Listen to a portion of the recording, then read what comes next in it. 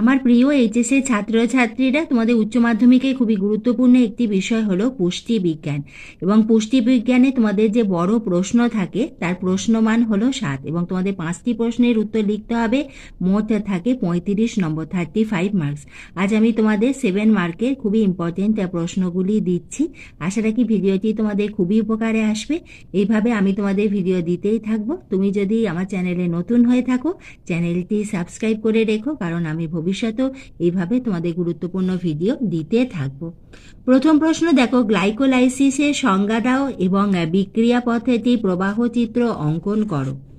আমাদের 7 মার্কের যে প্রশ্ন থাকে, আমাদের বিভিন্নভাবে নম্বর বিভাজন হয়। 2+5, 5+2, 3+4, এরকম বিভিন্নভাবে আমাদের নাম্বার ডিভিশন থাকে। 2 প্রশ্ন, রেফারেন্স ম্যান ও রেফারেন্স ওম্যানের সংজ্ঞা দাও। মৌল বিপাকীয় হার বিএমআর এর পরিবর্তনের জন্য দায়ী কারণগুলি লেখো। একটি প্রবাহ তালিকা ফ্লো চার্টের সাহায্যে টিসিএ চক্রটি লেখো। একটি জলখাবারে 425 কিলো ক্যালোরি, 15 গ্রাম প্রোটিন এবং 58 গ্রাম শর্করা আছে, এতে উপস্থিত ফ্যাটের পরিমাণ নির্ণয় করো। একজন মধুমেহ রোগীর খাদ্য পরিকল্পনা সম্পর্কে আলোচনা করো।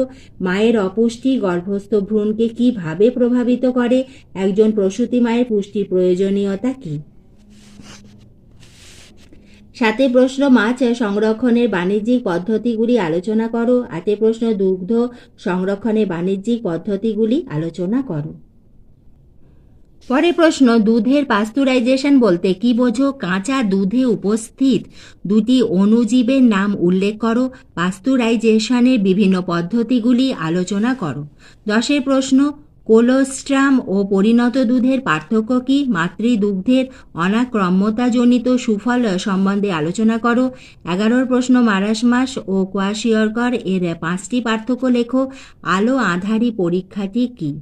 12 প্রশ্ন, PFA আইন কি? এই আইন অনুসারে ভেজাল কারকের শাস্তি কি? সর্ষের তেল ও মিষ্টি জাতীয় খাদ্যদ্রব্যের উপজাত দ্রব্যের নাম ও কুফলগুলি লেখো।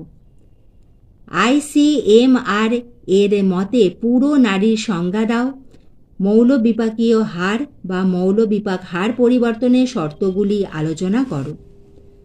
14 প্রশ্ন, সাক্কাস এন্টারিকাস কাকে বলে? অগ্নাশয় রসের কাজগুলি আলোচনা করো। উদারাময় কি? এর প্রকারভেদগুলি আলোচনা করো। উদারাময় রোগীর পথ্য প্রস্তুতির মূল নীতিগুলি আলোচনা করো। এবং তোমাদের যখন নাম্বার ডিভিশন দেখবে যে প্রশ্নের বেশি রয়েছে, শুধু এই সাবজেক্টে নয়, প্রতিটি বিষয়ের ক্ষেত্রে যেখানে তোমাদের নাম্বারের ডিভিশনটা বেশি আছে, যদি সেই উত্তরটা তোমাদের খুব ভালোভাবে জানা থাকে, চেষ্টা করো সেই উত্তরটা অ্যাটেন্ড করতে, এতে নাম্বার বেশি ওঠে। অর্থাৎ যে প্রশ্নের ক্ষেত্রে প্রশ্নের পার্টটা বেশি রয়েছে, সে প্রতিটি ক্ষেত্রে তোমাদের বাংলা, ইংলিশ প্রতিটি বিষয়ের ক্ষেত্রে সেটা চেষ্টা করো অ্যাটেন্ড করতে, যদি সেই উত্তরটা তোমাদের ভালোভাবে জানা থাকে। পরে প্রশ্ন, ভারতের 2টি জাতীয় পুষ্টি প্রকল্পের নাম লেখো এবং বিবরণ দাও। ANP ও SNP এর পুরো নাম লেখো। ফল ও সবজি সংরক্ষণের উপর সংক্ষিপ্ত টিকা লেখো। WHO এবং FAO এর সংক্ষিপ্ত টিকা লেখো। ডিএমিনেশন কি? প্রবাহ চিত্রে সাজিয়ে ইউরিয়া চক্রটি আলোচনা করো। আন্তরিক রসের উৎস, উপাদান ও কাজগুলি আলোচনা করো। BMR নির্ণয়ের পূর্বে গ্রহণীয় ব্যবস্থাগুলি কি কি? GOBI কথার অর্থ কি? WHO এর উদ্দেশ্য এবং কাজ সম্পর্কে আলোচনা করো। পুষ্টির টিকা লেখো। মাতৃদুগ্ধে কি কি অনাক্রম্যতাজনিত রোগ প্রতিরোধক উপাদান আছে তাহা আলোচনা করো। স্তন্যদাত্রী মায়ের খাদ্য তালিকা প্রস্তুত করো। অপুষ্টিজনিত রক্তাল্পতার কারণ ও পরিণতি কি? এই রোগ প্রতিরোধ কর্মসূচির উদ্দেশ্য বর্ণনা করো।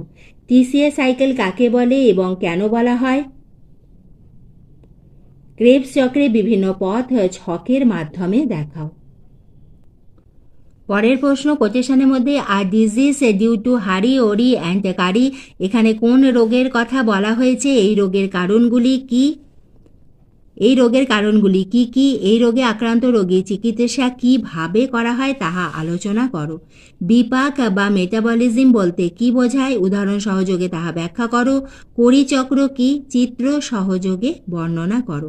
আজ আমি তোমাদের এই প্রশ্নগুলি দিলাম, ভবিষ্যতে তোমাদের এইভাবে আরও প্রশ্ন দেব, তোমরা লক্ষ্য রেখো।